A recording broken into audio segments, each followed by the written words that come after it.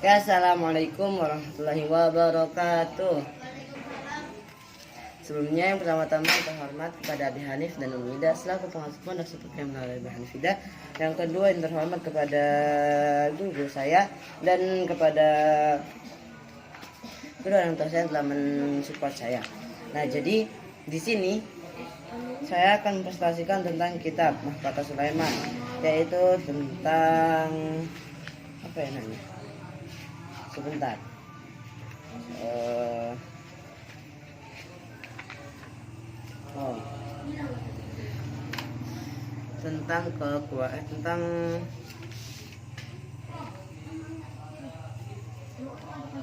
Tentang saingan Nabi Sulaiman.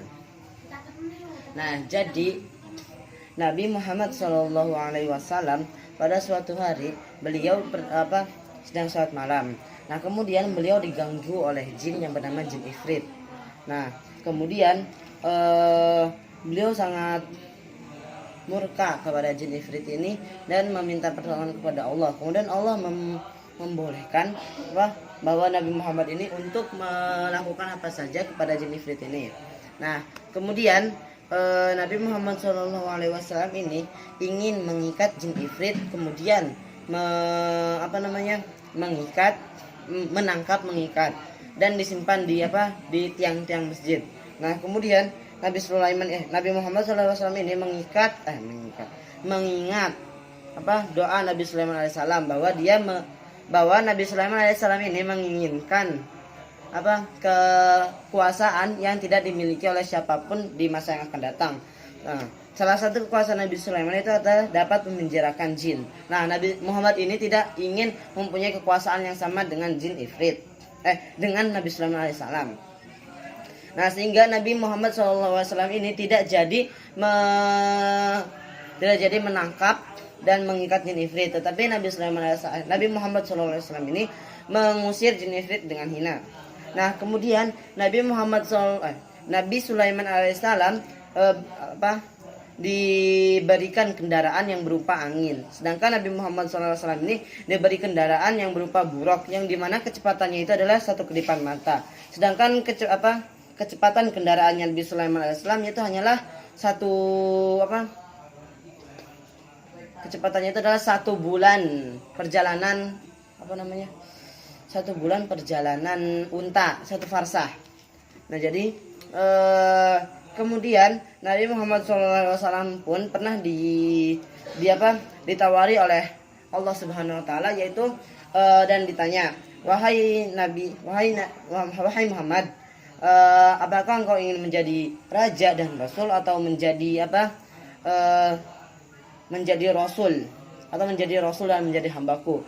Kemudian Nabi Muhammad SAW ini teringat akan doanya Nabi Sulaiman alaihissalam, yaitu adalah kerajaan yang tidak dimiliki oleh siapapun di masa yang akan datang. Nah, sehingga Nabi Muhammad SAW ini pun menolak untuk menjadi raja dan lebih memilih untuk menjadi hamba Allah. Nah, kemudian jadi pernah pada suatu saat Nabi Sulaiman alaihissalam ini mengajak pasukannya untuk berjalan-jalan, yang dimana pasukannya itu sepanjang 100 parsah. Nah, jadi karpet Nabi Sulaiman alaihissalam yang pernah diceritakan itu, yang dikendarai oleh angin, itu dibuat oleh setan dan jin, yang dimana setan dan jin itu berada di atas lantai keramik emas yang panjang itu 1 farsah.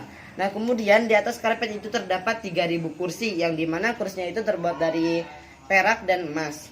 Nah, kemudian Nabi Sulaiman alaihissalam juga tidak pernah lupa untuk mengajak mengajak keluarganya, istrinya, mengajak keluarganya dan pasukan-pasukannya atau pelayan-pelayannya untuk berjalan-jalan kemana saja. Nah, jadi di atas karpet Nabi Sulaiman ini sangat lengkap, bahkan ada dapurnya. Nah, jadi pernah suatu saat Nabi Sulaiman alaihissalam ini meminta mengawasi dapur, mengawasi pelayan-pelayan yang sedang masak dari langit. Nah, kemudian pernah pada suatu saat Nabi Sulaiman alaihissalam ini pergi istikharah ke Yaman, yang dimana mampir ke Ka'bah. Nah kemudian Nabi Sulaiman pun menceritakan bahwa ini adalah suatu saat akan menjadi kiblat bagi umat Islam. Nah kemudian Ka'bah itu menangis. Mengapa? Karena Nabi Sulaiman ini hanyalah lewat saja. Oh salah.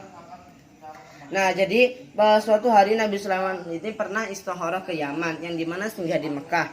Kemudian Nabi Sulaiman ini berkata bahwa di Mekah, di kota ini, bahwa akan lahir suatu rasul yang akhir zaman, rasul akhir zaman di kota ini. Nah kemudian Nabi Sulaiman pun pergi. Nah tidak lama kemudian Allah mendengar Ka'bah menangis.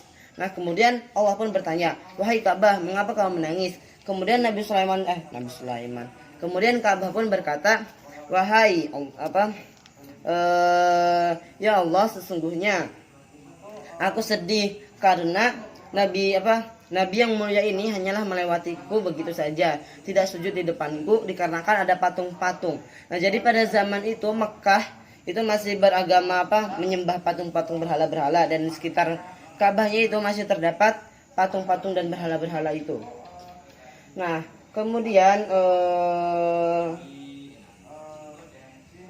Nabi Sulaiman AS juga memiliki banyak lebih dari 200.000 pasukan jin, hewan dan manusia. Nah Nabi Sulaiman AS ini juga memiliki 1.000 rumah. Memiliki 1.000 rumah, yang dimana 300 rumahnya itu didiami oleh 300 istrinya, dan 700 rumahnya itu didiami oleh 700 tawanan perempuan.